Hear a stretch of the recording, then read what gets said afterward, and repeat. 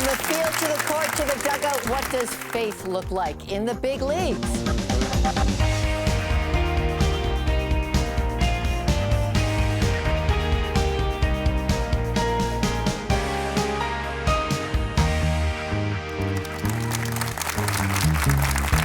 Sweat, blood, and tears, that's the practice many athletes pay to make it big. But when they make it, that spotlight shines so bright. Fame comes in varying degrees, but for many in the business, they are godlike to their fans. Sheldon Neal is going to tell us more about an athlete's influence in the 21st century. Signing bonuses, endorsement deals, millions of Twitter followers, and yes, a selfie stalker around every corner.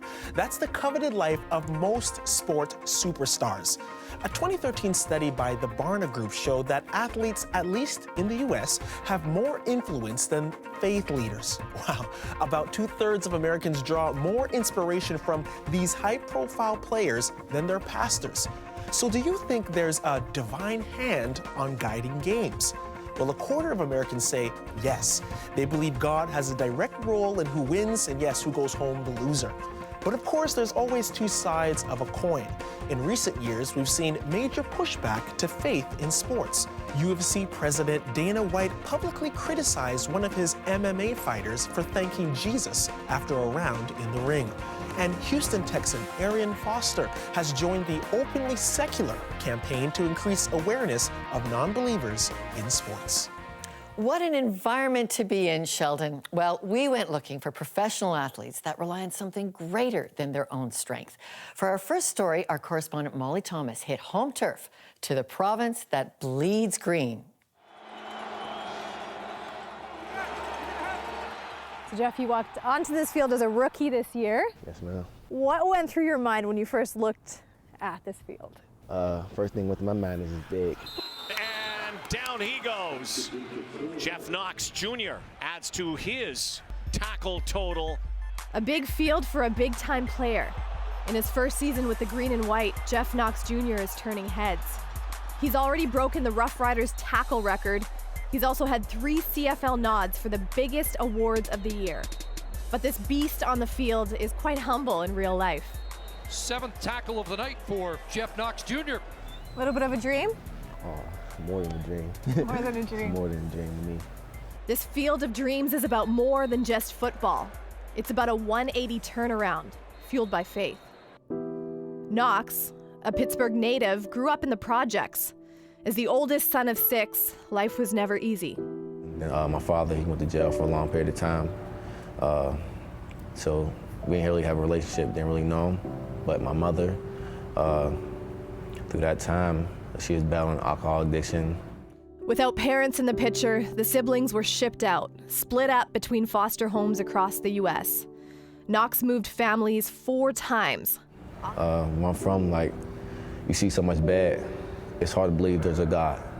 Because people say God is so great, so loving, and just so passionate, how much love he has for us. And as a young kid, I questioned that. He funneled his frustration into football, the one constant in his life that he loved. That landed him a full scholarship to the University of Pittsburgh, until an assault charge surfaced. Knox was kicked off the team. A coach at Cal U, Pennsylvania, heard his story and offered him a second chance. But there were strict rules in playing for the Vulcans. Knox had to take women's study classes and help organize domestic violence fundraisers. What changed for me was get tired of seeing the same things, man, and getting the same results. And I just wanted to change that image, man, because I'm not a bad person. And I figured, man, why don't I try something new? It's dare to be different, man. That motto was tested in 2014. Knox lost his father to cancer 1 week after they reconnected. 6 days later, his cousin was gunned down. While others sought revenge, Knox focused on football. While training in Atlanta, he was invited to a Bible study. When he opened the Word, everything shifted. Give freely and become more wealthy, be stingy, and lose everything. That's Proverbs 24. So who is God to you? Almighty. The best thing that ever happened to me, learning about God and knowing that there is a God, that even from me coming from this this terrible neighborhood, this bad background, that there's always room to change, man. You can always change. I had to put on that same persona as a kid, that I'm tough, man, I'm strong, I don't cry, I can't do this, but now it's like I'm finding out my faith and learning about that. It's okay, man, to show your sensitive side, man, as a man. Yeah, I care about a lot of people. I care about my family, I care about the kids in my neighborhood. And so I really want to give back to them, to show them that there's a different way you could do things. That spiritual revelation came just a few months before Knox was called up to the pros. In 2015, he signed with the Saskatchewan Roughriders, where a support system of faith was already in place. Jeff and his family members, I pray a blessing over them, Father. I pray, you know, that we wouldn't worry. And what I've grown to see with Jeff is a young man who is very humble, which I really appreciate. He's a very talented and gifted athlete, clearly. I mean, we see what he's, you know, what's become, and yeah, he has just done that, right? Yeah, and so that's great. But more than anything, he loves his family. He's committed. He's a true friend. I've seen how he interacts with other players on the team. And there is a, you know, I think from some of the struggles he's gone through in his life, and I think we all go through struggles, but with him personally, he's come to a place where he's recognized that, you know, God is more than just a force, but you know, we can have a relationship with God, and so he's hungry to learn and just making it part of his own life. Let's talk a little bit about your social media accounts. You know, I see you on Twitter and on Facebook. The images that you show, I mean, it's telling the world really about your faith. Maybe talk to me about why you wanted to put that out there and showcase that as who you are. Like I said, it's been a long road for me. Like, who would have thought a kid like me would be here playing professional football? You know, it's a great feeling, man. So I want people to know that I trust in the Lord, and this is where He got me. Knox's walk was strengthened by other faith warriors on the field. CFL veteran John Chick calls it his battlefield. And reminded by, I guess, the stories in Scripture, especially the Old Testament, when you see all the battles that they were in, and the struggling, the fighting that was going on, and God was with them. God was their strength, and if they gave it to God, God gave them the glory, right? And they get home. John Chick leads the charge, and that's sack number 50. That's been true in Chick's career. He's a two-time CFL All-Star, named the league's most outstanding player in 2009, and has the two pieces of hardware every CFL player is after. Can I hold one? Yep. Coolest thing ever. He's also had stints with the Texans, the Colts, and the Jaguars in the NFL. So is God on this field for you then? You know, when you're here in that beast mode? Oh yeah. It you know, he's everywhere, and I think the cool thing about it is He's within everybody. It's those that acknowledge Him, I think, that reap the greater rewards. Even in the losses, John, because this hasn't been the easiest season. Right, yeah. But you know, at the end of the game, even if there's a big loss on the table, you're feeling the same way. Oh, absolutely, absolutely. And you know, we'd like to think that Guy was a Ryder fan. We hope. Yeah. But I don't think he quite works that way. It's, you know, like you said, wins or losses, He's there, and He's wanting to see, are you the same when it's good and when it's bad? But Chick's proudest accomplishments cannot be found on the football field. He's got a more important team back home. At the Chick residence, children under 10 clearly outnumber the adults. As John travels for football, his wife Catherine holds down the fort, homeschooling all of their children. I try and do more religious arts, crafts with them to get religion to be more fun and exciting.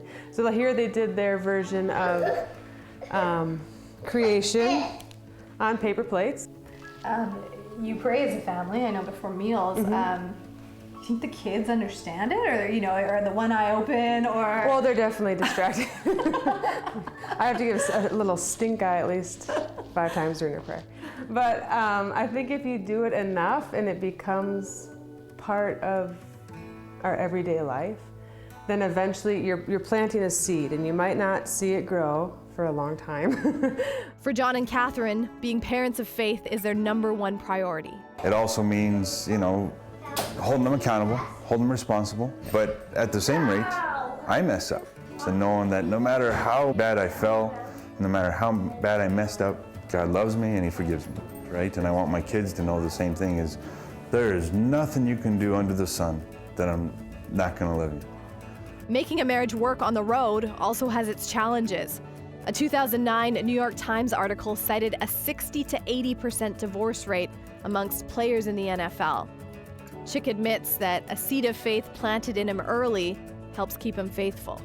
I had parents that just loved each other, that raised us kids in the faith, and that's what I knew.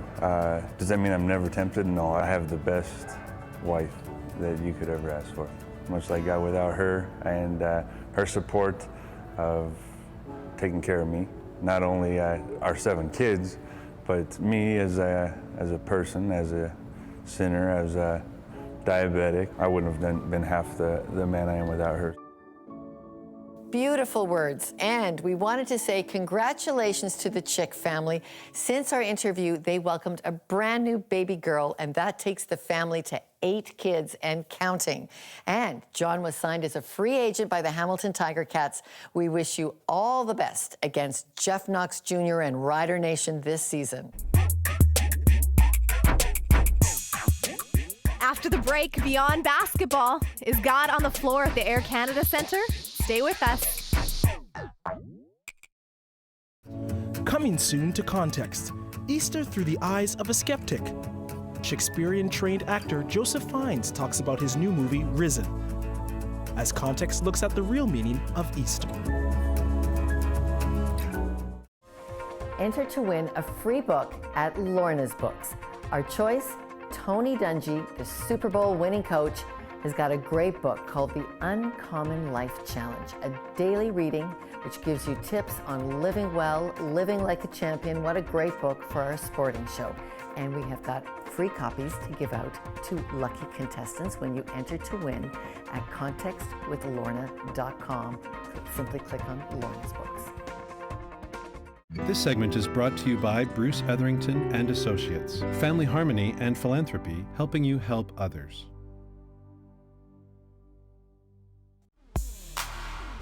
If you were playing Jesus one-on-one on the basketball court, would you let him dunk on you, or would you play him? Would you be up in his shorts? Listen here, if I played against Jesus Christ, he could dunk on me, he could bless me. I would let, because there's so many rooms and mansions in heaven, and he's in charge up there. So I definitely let him do whatever he needs to do down here, if by any means necessary, absolutely. Jesus, you can dunk on me anytime. Just a little taste of NBA All-Star Weekend for you. And we have more stories of faith from that weekend online in our web exclusives section. So go to our website, Context with Lorna, and check that out. Well, staying with basketball, we sent Molly to the loudest basketball court in the country. Molly.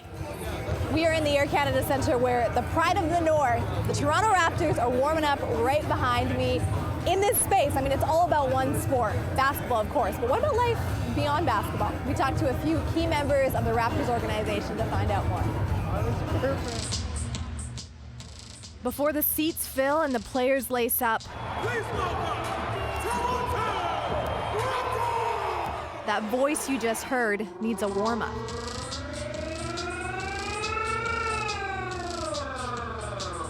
Raptors fans may not even know it. Toronto Raptors! But as they find their seats, right underneath them, Raptors announcer Herbie Kuhn is in the zone. Herbie, you have one of the most recognizable voices in this city. Of course, the voice of the Raptors here at the ACC. Yes, ma'am. By God's grace, it is an absolute privilege and a blessing to be here. I'm not owed this position. It is a gift. All right, let's get ready to raise the curtain here in Toronto, the home opener, and let's join PA announcer Herbie Kuhn. Canada! The moment we've all been waiting for! A gift that arrived 21 years back when the NBA first expanded to Canada. Kuhn has been with the franchise through the Skydome days, when Vince Carter first learned to fly, and every playoff attempt fans can remember. Like players, he has his own pregame rituals. Handwriting the rosters here. Handwrite everything. Handwriting everything. I've been doing it for From intros to rosters to fouls, it's all done old school. Checking pronunciations of the visiting team members in case there are some unusual names. Checking in with And of course, this. Start very, very quietly.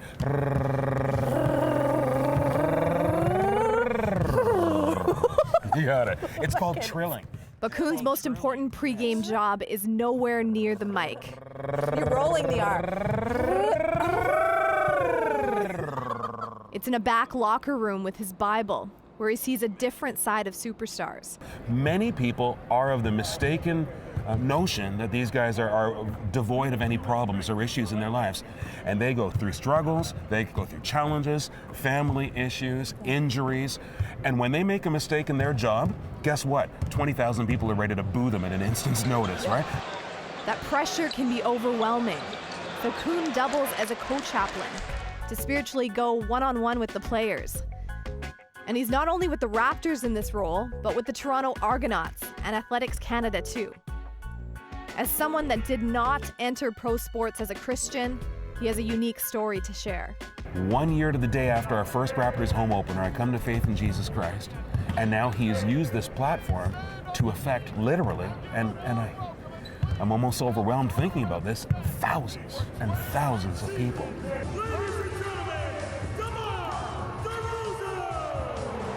And I think that if he can use someone like me to forward the kingdom of God, to forward the gospel of Jesus Christ in the venue of pro sports, then my goodness, he can use anybody wherever he sees fit.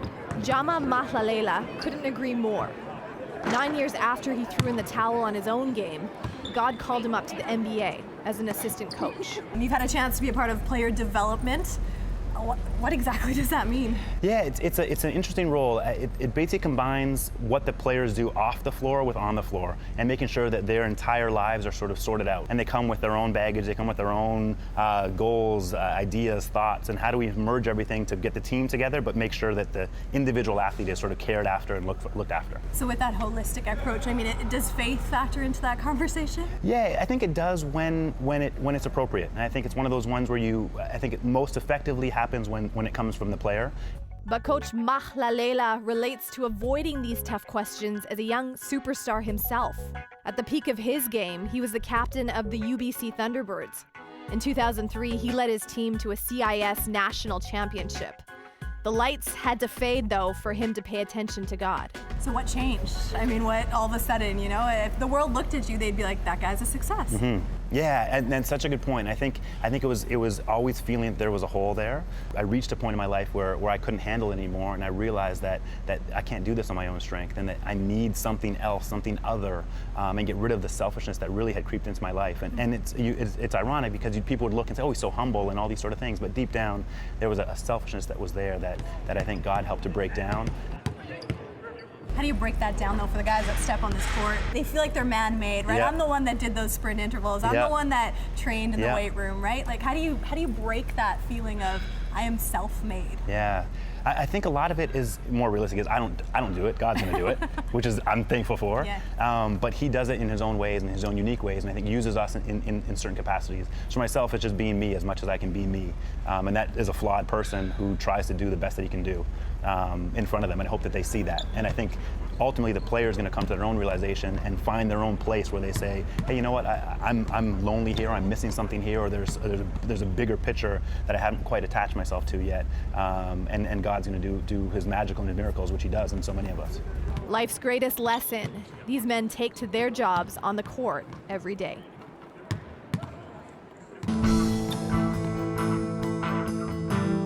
But what happens when the game is over? Life after the major leagues is next. Coming soon to Context, Easter through the eyes of a skeptic. Shakespearean-trained actor Joseph Fiennes talks about his new movie, Risen, as Context looks at the real meaning of Easter. There is currently no cure for Anna's condition. Free her from this. Can you even hear me? You're telling me when this baby girl fell 30 feet, she hit her head just right and it didn't paralyze her. It healed her? Yes. That's impossible. promise from heaven. He told me I'd be fine. Who told you you'd be fine? Based on the true story. This segment is brought to you by Cranberry Golf Resort and Living Water Resort and Spa in Collingwood, Ontario, where families experience fun, weddings, and business meetings are successful. And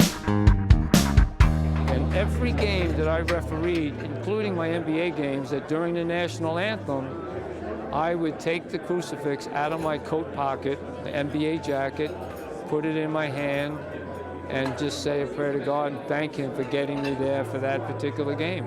So it has been an inspiration through my entire career, and then it just kind of perpetuates itself. I mean, we go to Him so often, we ask for blessing, we ask for forgiveness, and it made me a better person. If you're asking, or I'm asking for forgiveness, you have to forgive the people that come to you. You forgive other people. So it works two ways. So it's been a blessing for me. Oh, that's great catching up with Dick Bavetta, a legend in the NBA, a devout Catholic. You know, in a 39-year career, he reffed 2,635 games straight and never called in sick. Well, our next guest is another veteran of his sport. Chris Reitsma played 7 seasons of Major League Baseball. He was the first Canadian to be selected in the first round of the Major League Baseball draft, chosen 34 overall, chosen by the Boston Red Sox. And he went on to play for the Braves, the Reds, and the Mariners. And he also represented Canada in the 2008 Olympics and was inducted into the Alberta Hall of Fame. Chris, you retired from the major leagues in 2007. What went through your mind after you threw your last pitch? Well, when I threw that last pitch, I didn't know it was going to be my last pitch. You know, it's not something you know it's going to be the last time. When you're a professional athlete, your identity is locked into, you know, being an athlete, and that's how people know you, and that's how people identify with you. And so, you know, when that's done, when that's over, you know, you have to find a different way to view life and to be seen as a person and as an individual. And you know, thankfully, life does go on, and this game goes on without me, and it's a big game, and it's pretty quick that you realize that, and so it's great to have family and friends around to help you through that transition. But yeah, it is a very difficult thing to go through. Well, you finished your career earlier than planned. Were you angry with God over your injury? I mean, you've had 5 arm surgeries. There's so much stuff going on in the world that's bigger than a sport and bigger than an injury. And, you know, from day one, I always knew that God had a plan in my life through sport and through community and family. And I never felt like I blamed God. Sure, there was some frustration of, you know, hey, I could have really been that much better if I didn't get hurt, all that. But you know, I never sat back and blamed God for an injury. You know, many professional athletes, yourself included, make millions. How did you reconcile that kind of wealth and being a Christian? Well, I mean, you look at it as a blessing, you know, and I've always been very thankful for the opportunity I've been given financially. But my wife and I, we always view it as a way to give back and a way to you know, to bless other people, and a way to be humble and to serve. And there's so much need in the world that we just feel like we're blessed to be able to help out. So that was never a big issue, and I'm thankful for my wife, who was always someone that you know, money didn't mean anything to her really. You know, we're pretty down-to-earth people, and so that's never been an issue, and something that I consider a blessing to be able to help out with. Is it harder to be an MLB pitcher or a father of teenagers? Oh, that's a good question. That's a good question. You know, I mean, as hard as it is to pitch in the major leagues, there's only 360 pitchers in the world that get a pitch in the major leagues per year, and I was fortunate to do that for 7 years and had a good run at that. And as hard as it is to do that, you know, it's still a game. And if you blow it on the field and things don't go well, it's a game. So being a father, obviously, is a little more tricky, and a godly father at that, and trying to just raise girls who know the Lord and love the Lord, and you know, it has a lasting effect on their lives. And do your girls like baseball? You know what? I always joke that they like it. They like watching, here and there, but to watch a whole game is very difficult for them. They think it's a little slow and boring, and I don't blame them. They don't know the intricacies of it, and I don't push too hard at that. We have an acreage west of the city. I built a wiffle ball field, hoping that they'd love to play and go out there and play some catch with that and stuff. And they're still young, and hopefully they'll come around. But they definitely don't love it. They're more basketball players right now. So, are you disappointed? Yeah, it's all good. It's all good. Whatever they want to do in life is fine with me. And as long as someday they can sit back and maybe ask to watch a highlight tape of their dad, that'd be pretty cool. But other than that, if they're not interested, that's fine. Chris, what's your advice to men in the majors right now? Just that it goes quick, and that the game will, go on without you. And, you basically have the same talk no matter what you're doing with kids. If they're playing baseball or basketball or hockey, or if they're going to go to university and be a dentist, whatever it might be, just try to do the best you can every day, work hard, and see what happens. But just to know that the game does, it's a very difficult game. It does move on without you, and just to enjoy it. That's one thing I wish I would have done a little bit more is, when you're in the pressure cooker and the stress day to day when you're playing, you don't enjoy it as much as you should. And just to take that perspective when you're a million miles away from it now, to sit back and say, to these kids, enjoy it day by day, have fun with the game, and get the most of your ability, and try not to take yourself too seriously. Chris Rietzma in Calgary, thank you very much. No problem. Thank you. Well, our special thanks to all the athletes and sports personnel that shared their stories with us today. And we felt there was no better way to end this show than with the athlete's prayer. We'll see you next week.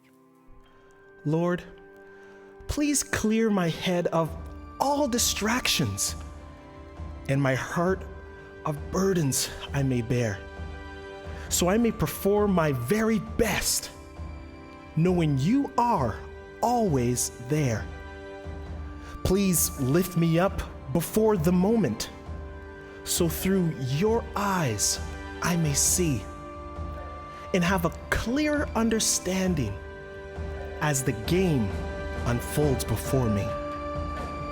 With great courage, I will meet this challenge as you would have me to, but keep me humble and remind me that my strength comes from knowing you.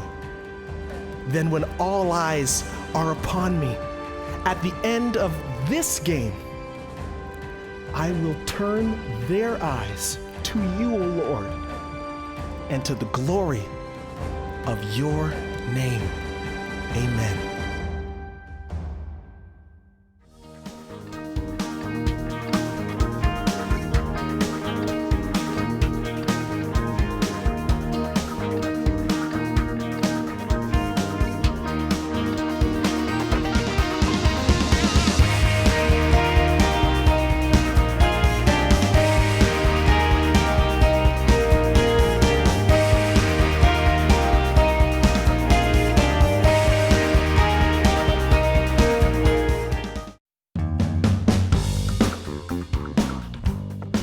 We have more news for you online at Context. Now, these are the stories you won't see on TV, but it's a daily delivery for your phone, iPad, or computer. Here's a few of them.